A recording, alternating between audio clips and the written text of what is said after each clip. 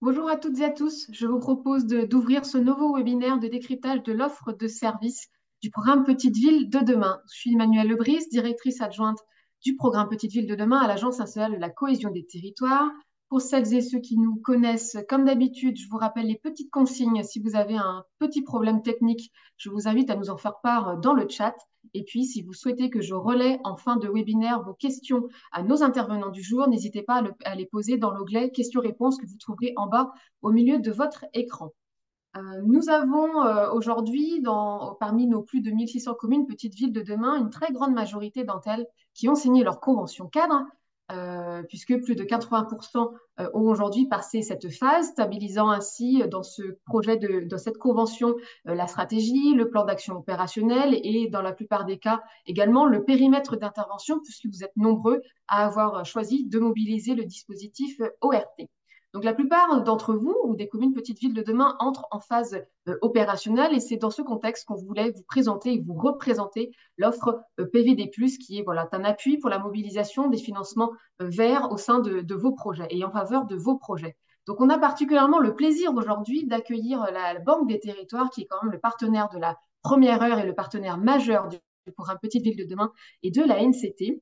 On est ravis d'accueillir les trois intervenants du jour. Donc, comme vous le savez, la Banque des Territoires a lancé ce programme, ou cet appui PVD+, depuis maintenant l'été dernier, avec le soutien de la plateforme conseil Investing You, EU, pardon, de la Commission européenne, avec un objectif quantitatif de 400 missions d'ingénierie technique et financière mobilisées jusqu'à horizon 2026. Je ne vais pas forcément en dire beaucoup plus. Sachez d'ores et déjà que vous êtes un certain nombre à avoir déjà déposé une offre et une quarantaine de communes bénéficient aujourd'hui de cet appui. Mais je vous propose d'ores et déjà d'entendre Franck Chéniaud, qui est responsable du service programme Petite Ville de demain à la Banque des Territoires et qui est aujourd'hui accompagné de Marie-Charlotte Cornet, expert territorial, ainsi que de Mathieu Prangel, j'espère que j'ai bien prononcé, conseiller Europe au sein de la direction des relations institutionnelles internationales et européennes. Franck, je t'en prie, je te laisse prendre la main et nous présenter cette belle opportunité. Merci beaucoup, Emmanuel. Alors, pour être tout à fait complet sur les participants, il y a également Rachel Nudelman que vous voyez un peu dans le flou. Je ne sais pas comment, voilà, la déflouter, donc qui est apprentie dans mon équipe et qui nous appuie énormément sur PVD+, et à qui on doit beaucoup, notamment pour cette présentation d'aujourd'hui. Écoute, Emmanuel, ravi une nouvelle fois de pouvoir contribuer et appuyer la NCT dans le programme Petite Ville de demain. On va vous présenter aujourd'hui donc un complément finalement à l'offre de la Banque des Territoires qu'on a déployé avec l'appui et même sur le financement apporté par la Commission européenne dans le cadre du programme InvestEU sur son volet assistance technique en ce qui nous concerne. Et donc, on va passer dans l'heure qui vient l'ordre du jour suivant, si on peut passer à la slide suivante. Voilà, on va vous rappeler le contexte et les objectifs de ce qu'est PVT+, pour vous en faire comprendre les spécificités et ce que ça peut faire et ce que ça ne peut pas faire. Ensuite, on vous parlera des prestations, très concrètement, qui sont derrière ce dispositif et qui peuvent être mobilisées à votre appui. Le process pour déposer les demandes, puisque voilà, tout ça nécessite aussi qu'il y ait un peu de rigueur dans la formalisation des demandes et dans la manière dont on déclenche les missions qui y répondent. Et puis, on vous donnera les premiers enseignements de la phase de déploiement, puisque, comme le disait Emmanuel, tout ça est d'ores et déjà opérationnel depuis l'été dernier. Donc, on a déjà un petit pipe, si on peut dire, de projet. On a déjà un flux qui s'installe. Donc, on vous dira ce qu'il en est. On vous rappellera les liens utiles et on fera de notre mieux pour répondre à toutes vos questions dans le quart d'heure, 20 minutes qui restera en fin de l'heure, puisqu'on se donne jusqu'à 15 heures. Alors, petit retour sur le contexte et les objectifs. Hop, encore la suivante. Pour paraphraser une demi-seconde Emmanuel, en vous redisant qu'on est bien dans ce moment du programme, mais vous le savez mieux que personne, hein, où les conventions sont en passe d'être signées ou l'ont été, et donc maintenant on est vraiment dans une phase de réalisation. On rentre dans la mise en œuvre des plans d'action, même si on sait bien que dans ces plans d'action, il y a une partie des actions qui sont encore des études et c'est bien normal. Mais il y a tout de même une autre partie qui concerne des projets matures, des projets qui sont prêts à être lancés, qui ont un plan de financement quasi bouclé ou tout juste à boucler. Et donc, c'est bien sur ce volet-là qu'on souhaite aujourd'hui appuyer, accélérer la transformation des projets dans les petites villes de demain. Et donc, on n'ignore pas que un des écueils à la transformation des projets, c'est l'accès à des financements et qu'il faut pour cela aller les chercher et avant tout les connaître et que ces financements sont de plus en plus conditionnés à des critères de qualité écologique et environnementale et que les projets qui n'embarquent pas ces critères vont avoir de plus en plus de mal à accéder au financement. Par conséquent, il y a une ingénierie peut-être un peu particulière à amorcer maintenant pour bien s'assurer que les critères verts, ce qu'on a appelé les critères des financements verts, soient bien embarqués dans les projets, y compris des petites villes. Donc ça, c'est le grand contexte dans lequel on se situe. Si on passe à la diapo d'après. Pour vous rappeler que quand on parle de financement, la Banque des Territoires est bien sûr un des financeurs que vous pouvez solliciter à vos côtés. Je rappelle qu'on a un dispositif. Alors nous, quand on finance, on est une banque, donc on est prêteur ou investisseur. On n'a pas vocation à subventionner des travaux, même si ces travaux s'appellent investissement dans le budget des collectivités locales. Hein. Dès qu'on est sur l'aspect réalisation des travaux, nous, soit on intervient par du prêt que l'on fait aux maîtrises d'ouvrage de ces travaux, soit on intervient par de l'investissement au sens où on l'entend pour des financeurs comme nous, à savoir des prises de participation dans des sociétés qui réalisent des projets, soit directement, soit indirectement. Et quand on dit indirectement, c'est beaucoup par le biais des sociétés d'économie mixte ou par le biais de ce qu'on appelle les foncières, hein, qui sont donc ces sociétés privées qui peuvent porter de l'acquisition, de la rénovation, de la gestion d'immobilier, pour peu que ces immobiliers aient un modèle économique avec un peu de rentabilité minimale. Le PRU-PVD, donc c'est le prêt le plus spécifique pour les PVD, en ce sens qu'il est un petit peu, comment vous dire, passe-partout. Hein, il peut permettre de financer une grande variété de projets. La spécificité de nos prêts, c'est qu'ils sont dédiés à des objets particuliers, hein, puisque on intervient avec le financement sur la ressource du livret A. Donc les prêts que nous faisons sont autorisés par le ministère des Finances sur certains types d'objets, ce qui fait qu'on ne peut pas toujours y aller de la même manière sur plein de choses. Mais en tout cas, sur ce prêt de renouvellement urbain, il a des objets justement très très larges. Donc il peut aussi bien faire de l'aménagement que de l'acquisition foncière, que de la réalisation d'équipements, que de la voirie, etc., etc. Donc c'est sa spécificité. Je ne reviens pas sur les caractéristiques, je ne suis pas là pour vous les détailler. Simplement, si j'en parle un peu en particulier, c'est parce que ce prêt, il a aussi la spécificité donc, dans les secteurs ORT, hein, c'est vraiment dans les projets situés dans les secteurs ORT des villes PVD, de pouvoir financer les acteurs privés également. Donc ça peut être vraiment un point fort et un point intéressant quand il y a des investisseurs qui ont besoin d'avoir des prêts de long terme pour pouvoir réinvestir dans les cœurs de ville. Sur ce volet, quand on a des investisseurs privés à qui on prête, il y a des besoins de garantie. La garantie ne peut jamais être apportée intégralement par la collectivité. Donc, il y a un besoin de garantie complémentaire.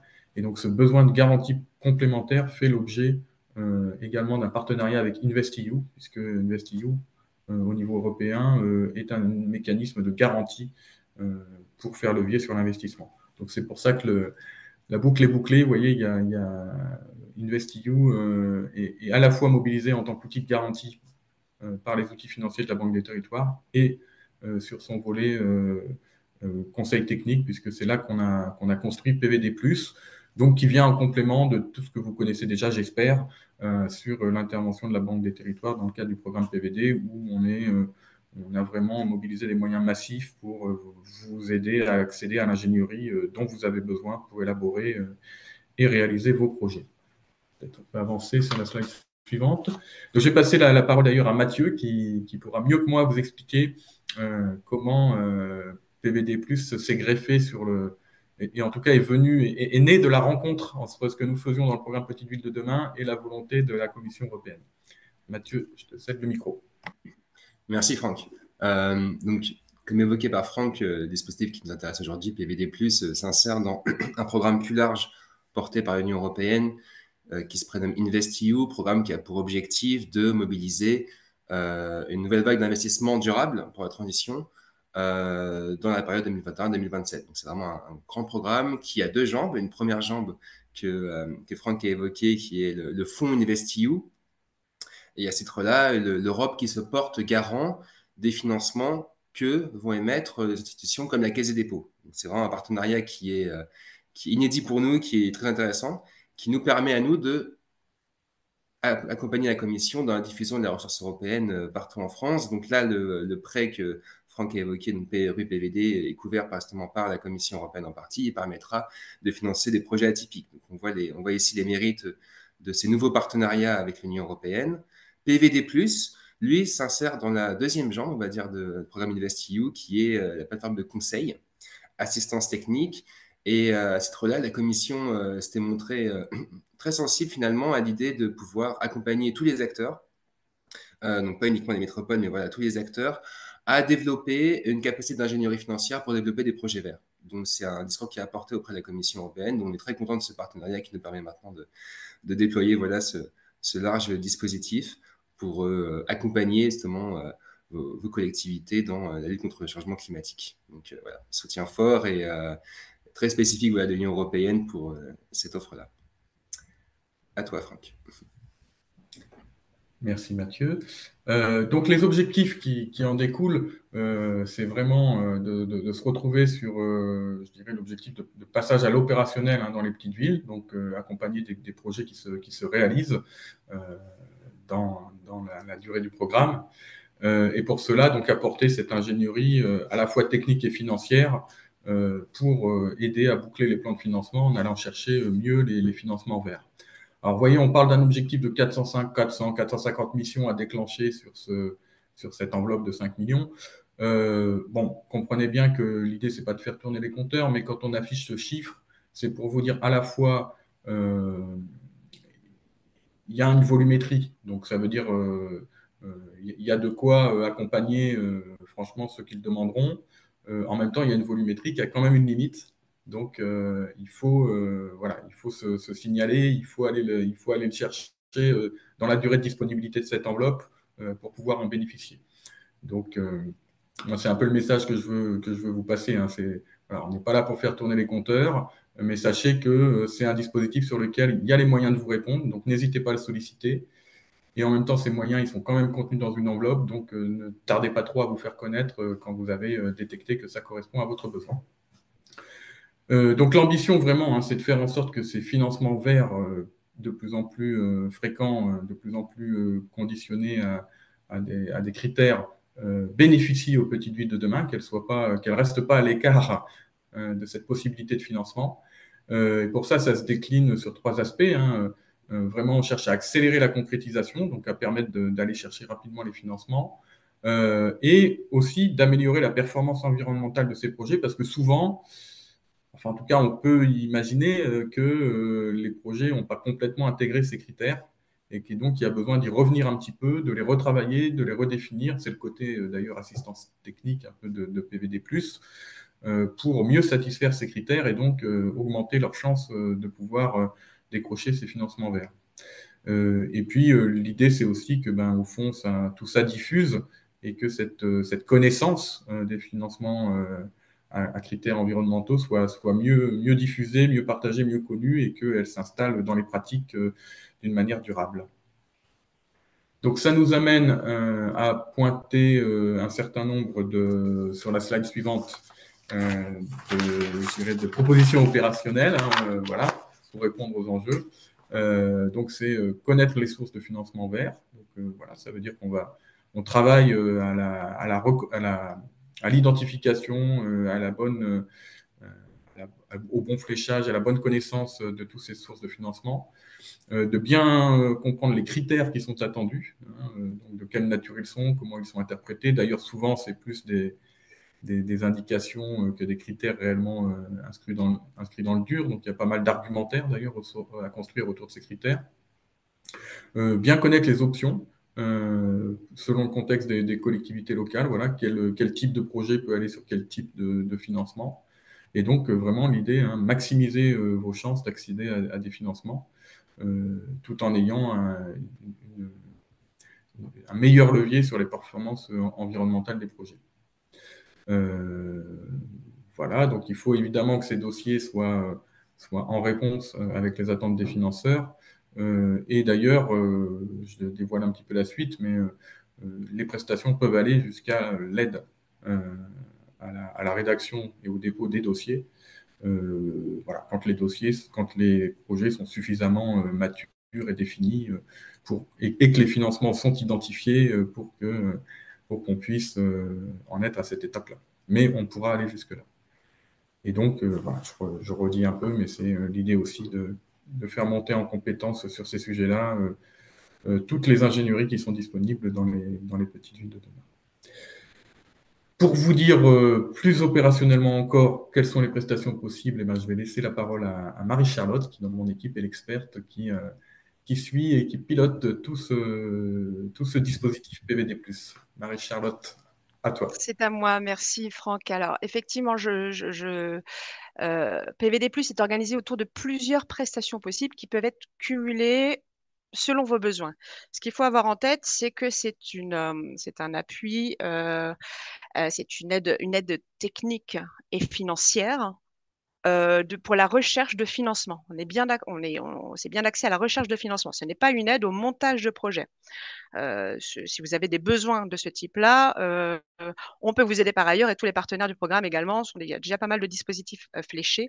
Là, c'est pour vos projets les plus matures, les plus structurants, les projets identifiés en tant que tels dans votre programme d'action, pour lesquels vous souhaitez soit boucler le plan de financement, soit les faire évoluer pour améliorer leur performance environnementale et écologique. L'idée de PVD+, c'est on prend vos projets tels qu'ils sont et on essaie de les faire progresser, d'améliorer leur performance environnementale et énergétique en regardant un petit peu les sources de financement possibles, dédiées. C'est-à-dire qu'on va avoir toujours peut-être une logique un petit peu de surcoût, mais derrière, on va aller chercher les bons financements qui vont vous permettre en plus à chaque fois donc d'améliorer la performance de vos projets. Je prends un exemple très simple. Vous avez un projet que j'utilise régulièrement. Vous avez un projet de parking. L'idée, c'est de pas. Alors, si vous voulez, on laisse le garder en une nappe de bitume, de goudron. Bon, on va pas aller chercher du PVD+. Par contre, si vous vous posez la question de faire quelque chose, un objet un petit peu mieux, particulier, et de savoir comment le financer, on va peut-être aller chercher mobiliser PVD+, pour se dire, bah, je dis ça vraiment au pif, hein, voilà, si on met des ombrières, on aura peut-être des financements de l'ADEME. Si on met des noues, on aura des financements de l'Agence de l'eau. Si on désimperméabilise le sol, on ira peut-être chercher du financement FEDER, hein, donc du financement européen.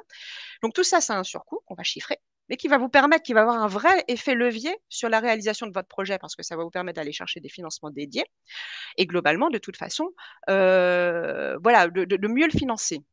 À l'échelle même d'un bâtiment, lorsque vous avez un projet d'équipement quelconque, hein, quel qu'il soit, et qu'on va chercher à améliorer sa performance, sa qualité environnementale et durable, on va regarder par exemple les systèmes de récupération d'eau de pluie, les systèmes également d'ombrières, les matériaux, etc. Donc là, on va aller chercher des financements dédiés qui va avoir un surcoût hein, sur l'investissement initial, mais dans une logique, mais qui va vous permettre de gagner également, qui va vous permettre d'économiser de l'argent dans son exploitation. Donc, on va avoir une approche un petit peu de coût global sur ce type d'investissement. Tout ça pour vous dire que l'idée, c'est de prendre vos projets tels qu'ils sont et de voir quelle est la prestation la plus adéquate au regard de son stade d'avancement. Si vous avez et pour cela, on a plusieurs mobilisations, plusieurs prestations qui peuvent être mobilisées.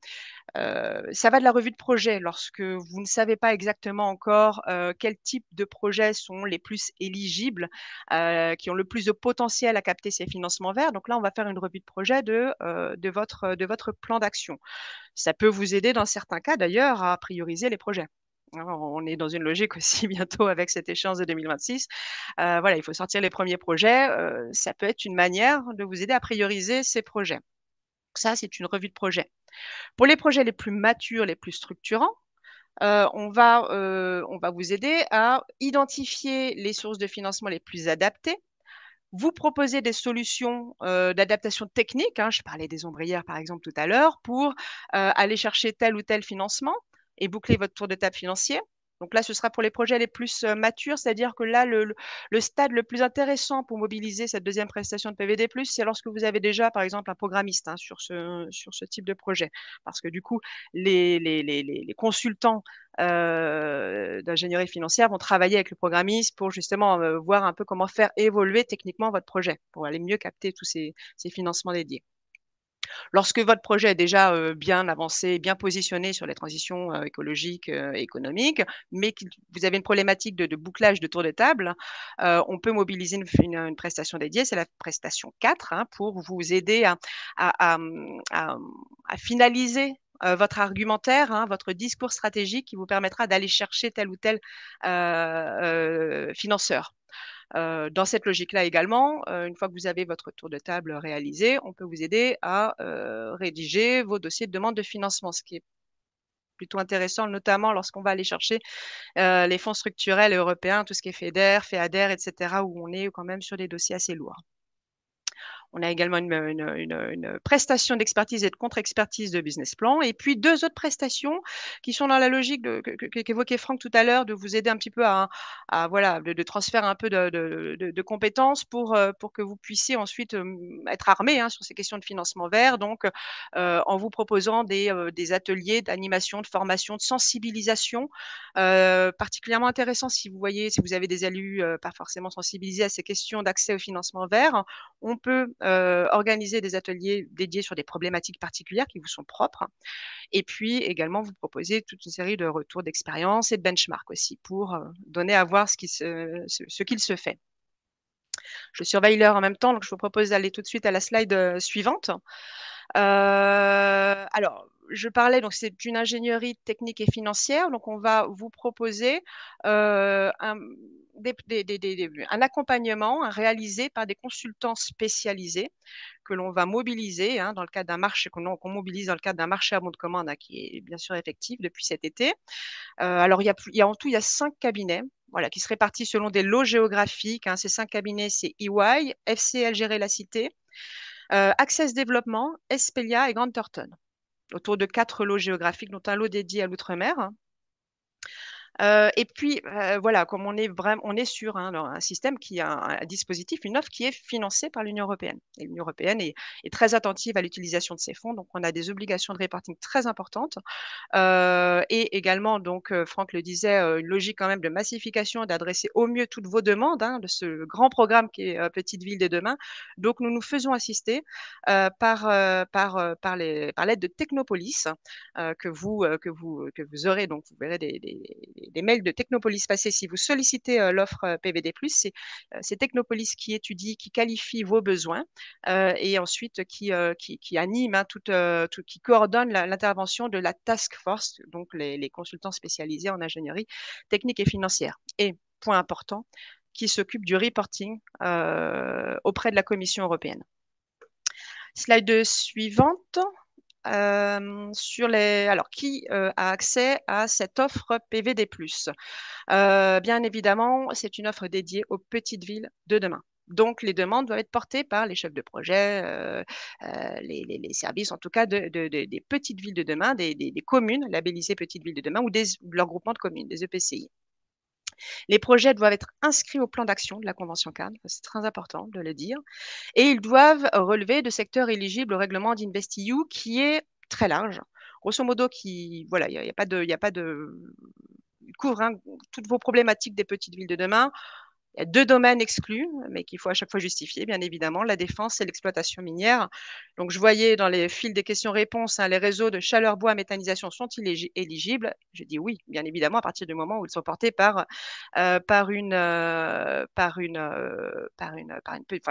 à partir du moment où le projet est bien référencé au plan d'action de la convention cadre et que ce projet est situé dans une commune labellisée PVD. Dernière condition pour bénéficier de l'offre PVD+, c'est d'avoir cette envie de faire évoluer son projet pour lui permettre d'améliorer sa performance environnementale et écologique. Hein. Je disais que voilà, la collectivité qui voudra juste faire simplement une nappe de goudron pour son stationnement, je pense que PVD+ ne lui apportera absolument rien. Voilà pour les critères d'accès à l'offre PVD+. Je vous propose qu'on regarde maintenant un petit peu, alors assez rapidement, le process de déclenchement des missions. Slide suivante. La grande spécificité pour ceux qui ont l'habitude de mobiliser les services de la Banque des Territoires, c'est que nous faisons appel ici, c'est un process qui passe par une plateforme de dépôt des demandes. Donc avec une adresse dédiée, hein, une plateforme dédiée que vous voyez apparaître sur l'écran. Et tout passe par là. C'est-à-dire que vous avez un projet ou une demande particulière, vous vous connectez à cette demande, vous expliquez votre besoin. Hein. Encore une fois, nous, on s'adapte à votre besoin. On essaie de le qualifier au maximum. L'idée, c'est d'être le plus précis possible dans la description de votre besoin. Si possible, de faire référence à la fiche action d'associé, de parler également, de bien préciser les grands axes hein, de votre convention cadre, de votre stratégie de redynamisation. Et puis voilà, une fois que vous avez saisi toutes les informations demandées, c'est très simple, très didactique, hein, pas de difficulté particulière. Vous validez votre sollicitation et slide suivante. Et cette sollicitation donc est étudiée par Technopolis, hein, qui joue le rôle de secrétariat général auprès de la Banque des Territoires. Donc, il y a toute une phase un petit peu toute une étape d'étude de votre besoin. Si nécessaire, Technopolis reprend contact avec vous pour préciser tel ou tel point. Nous demandons, une fois que le Technopolis a qualifié votre besoin, l'a fait rentrer un petit peu dans les cases, a pré-identifié les types de prestations susceptibles de vous aider au mieux, nous demandons toujours l'avis de nos directions régionales, un avis d'opportunité, pour vérifier en tout cas que PVD+ est le bon outil au regard de vos problématiques locales. Hein, j'expliquais, il y a d'autres outils qui sont plus axés sur l'aide au montage de projets. Ça nous arrivait de rares fois jusqu'à présent de plutôt réorienter sur des aides classiques d'aide au montage de projets. Une fois que nous avons un retour de nos directions régionales, nous saisissons au siège les consultants qui vont vous accompagner et être organisés à partir de là cette réunion de cadrage. C'est très important, cette réunion de cadrage. En général, elle se fait un mois après votre dépôt de dossier, hein, de besoin. C'est un délai vraiment très moyen, voilà, qui est susceptible d'être modifié selon également bien évidemment le flux. Ça peut être prolongé si en cas de flux important, mais jusqu'à présent, on tient à peu près ce délai. Et cette réunion de cadrage alors c'est pas une réunion de lancement de mission, c'est une réunion vraiment où on va vous solliciter, vous, chef de projet, avec l'élu référent, c'est très important. Il y aura également présent les consultants en charge de la mission. Peut-être quelqu'un de la Banque des Territoires, Technopolis également. Et là, vous allez préciser à l'oral, bien préciser vos besoins, vos projets.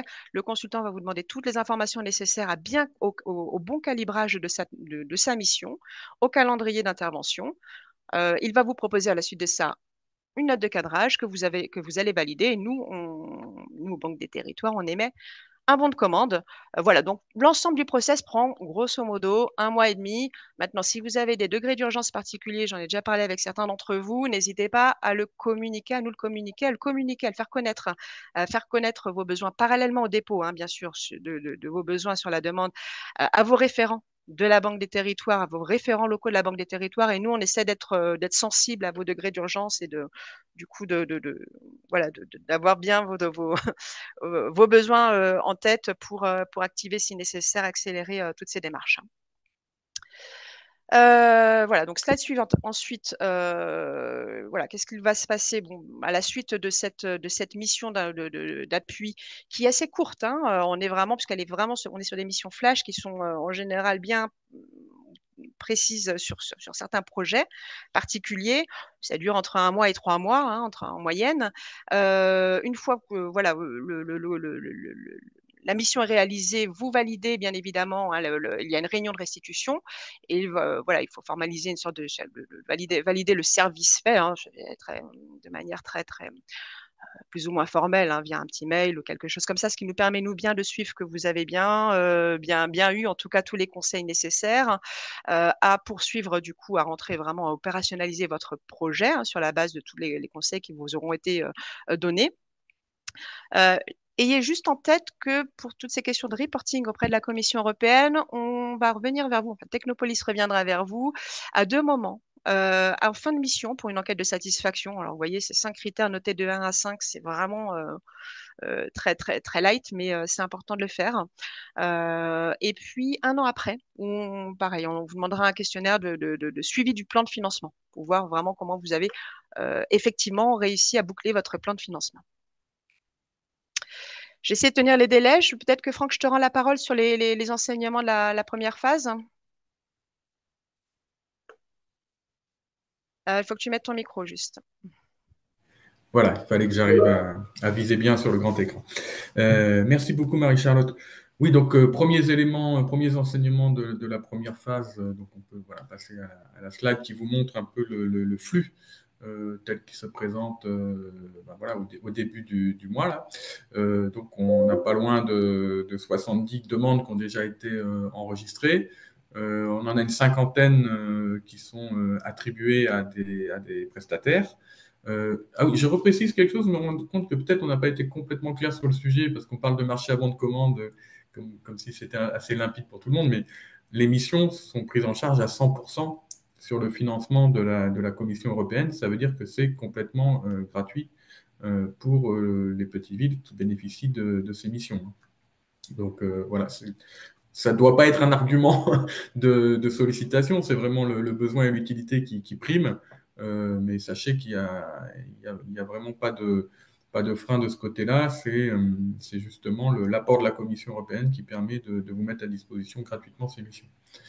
Donc, réunion de cadrage, comme on vous le dit, parce que c'est toujours un enjeu que de bien ajuster la demande initiale et ce qu'on peut faire dans le cadre d'un marché à bon de commande qui est conçu pour répondre aux besoins qu'on a anticipés, mais qui a aussi une logique forfaitaire. Donc, il y a toujours des ajustements. On peut faire. C'est pas complètement du sur-mesure, un marché à bon de commande. Voilà, c'est plutôt j'ai coutume de dire, c'est plutôt du prêt-à-porter bien ajusté, mais c'est pas complètement du sur-mesure. Donc, il y a toujours cette phase de bon ajustement entre les attentes et les possibilités de réponse dans le cadre du marché à bon de commande. Et cette réunion de cadrage est absolument vitale à chaque fois pour réaliser ce bon ajustement. Et donc, on a déjà une trentaine de missions qui sont en cours. Et on va avoir nos premiers livrables. On en a déjà 2 ou 3 peut-être qui commencent à être rendus.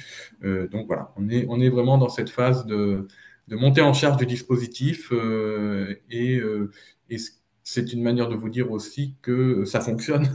Donc c'est validé. Hein. Vous n'en serez plus à essuyer les plâtres. Ça a déjà été fait. Donc maintenant, la chaîne de valeur, elle est en place et elle produit jusqu'au bout.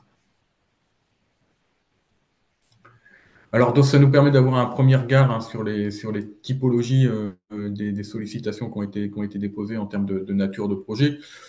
Sans surprise, on est quand même beaucoup sur les questions d'aménagement de l'espace et de réhabilitation de bâtiments et de logements dans les petites villes de demain, mais c'est aussi les principales thématiques des actions qui sont dans les conventions cadres, donc il n'y a pas d'étonnement. La thématique mobilité est également forte, la troisième plus demandée.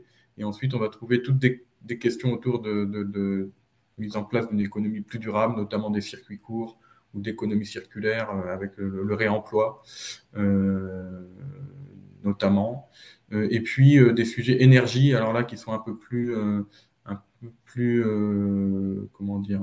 moins présents, mais qui sont quand même là, ainsi que les questions autour des tiers-lieux et des lieux innovants dédiés à ces questions.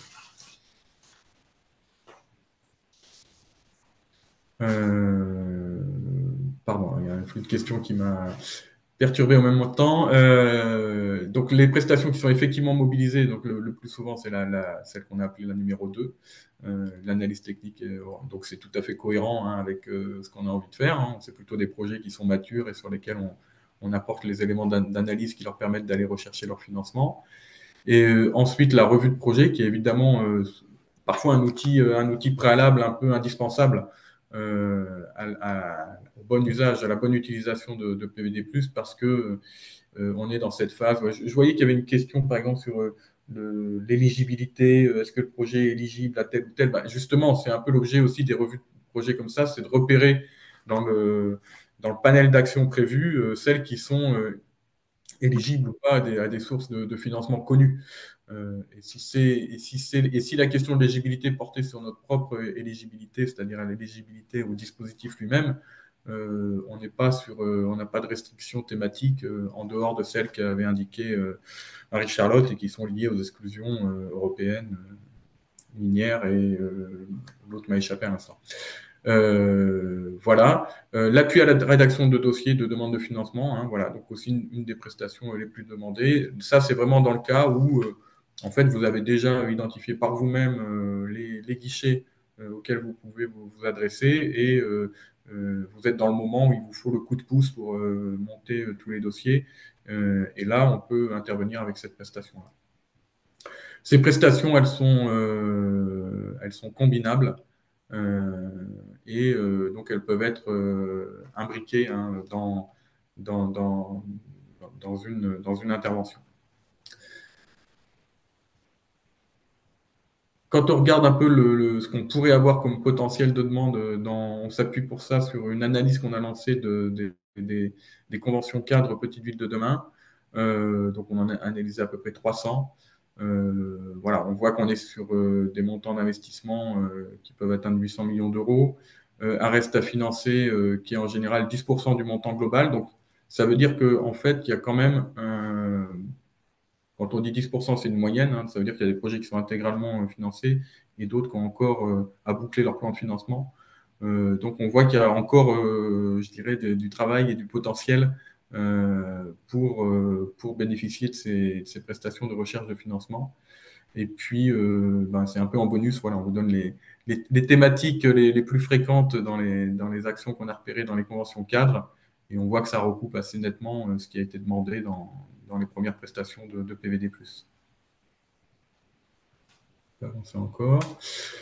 Voilà, on s'achemine vers la fin de ce webinaire avec notamment les liens utiles qu'on vous redonne, hein, ce qui vous permet d'accéder à la plateforme de dépôt des demandes, ce qui vous permet l'adresse contact si vous avez besoin d'éléments autres d'informations, et puis le guide PVD+, qui vous permet vraiment de vous remettre en mémoire tout ce qu'il faut savoir sur PVD+, pour bien l'utiliser et comment le déclencher.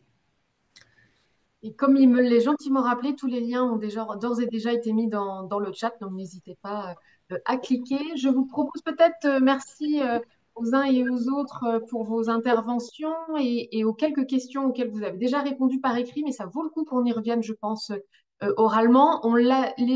Les choses ont été dites sans forcément, enfin, peut-être pas assez clairement. Je me permets du coup de reprendre une des questions. Est-ce qu'on peut mobiliser le dispositif sur plusieurs projets?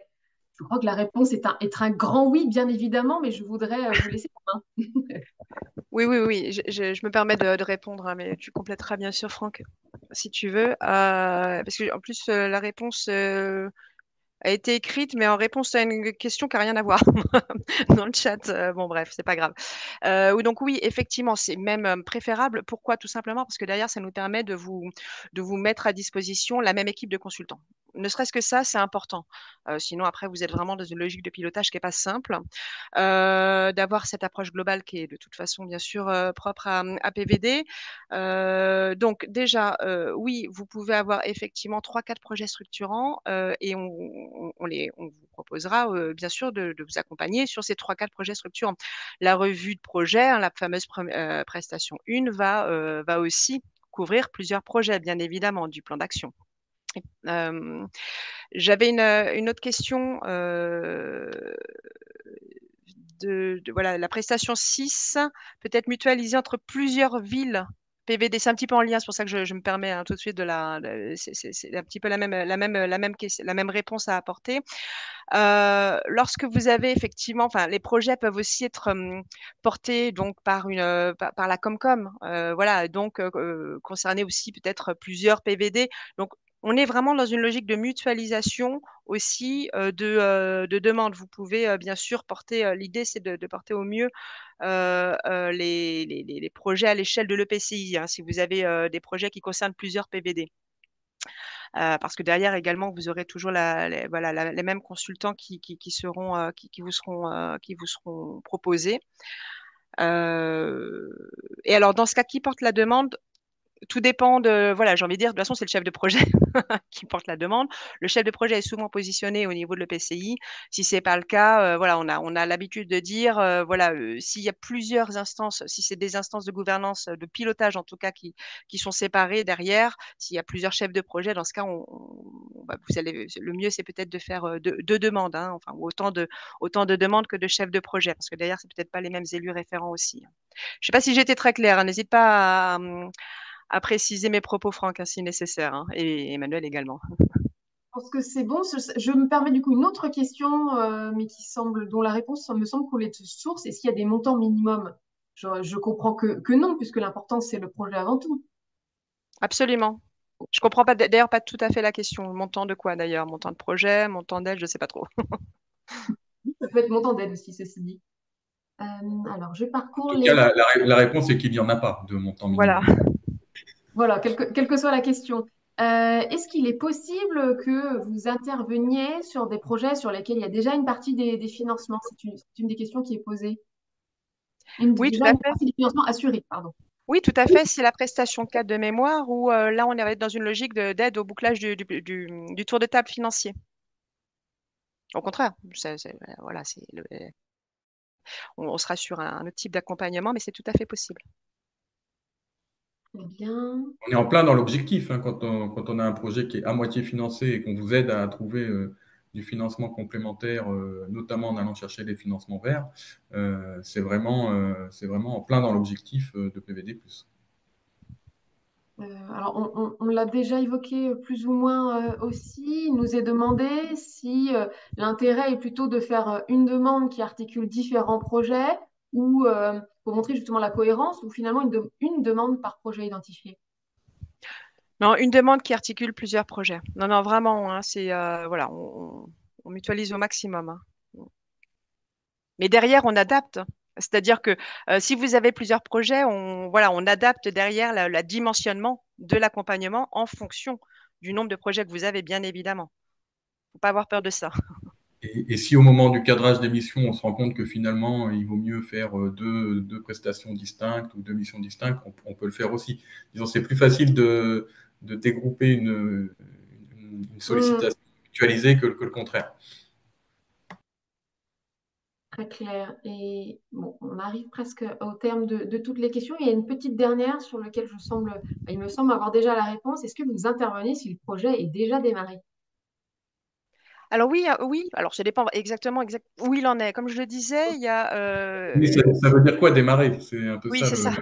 Effectivement, c'est Parce que déjà en s'il chantier, est ça va être démarré, très compliqué. Ouais. je l'entends comme les travaux sont réalisés.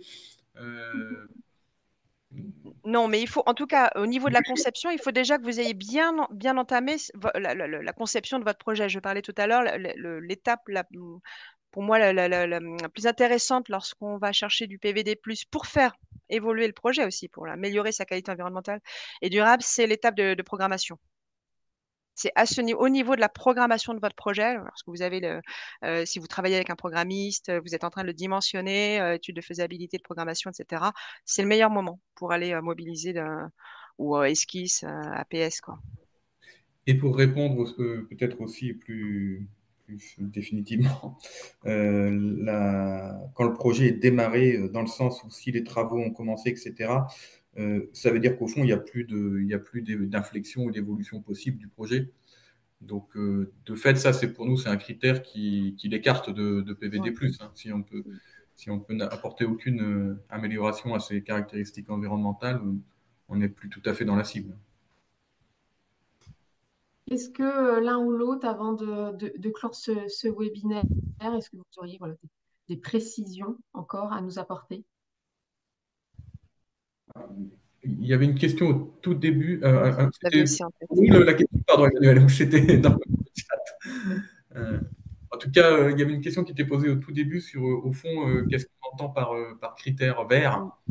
Et, je vais bien entendu y répondre sans y répondre, puisque en fait, justement, ce qu'on voulait, c'était être assez large et assez englobant dans cette recherche de financement pour pas être trop restrictif, mais en ciblant bien voilà, des financements qui demandent un plus en matière de qualité. Alors j'ai dit environnementale ou écologique, mais voilà, c'était pour être large.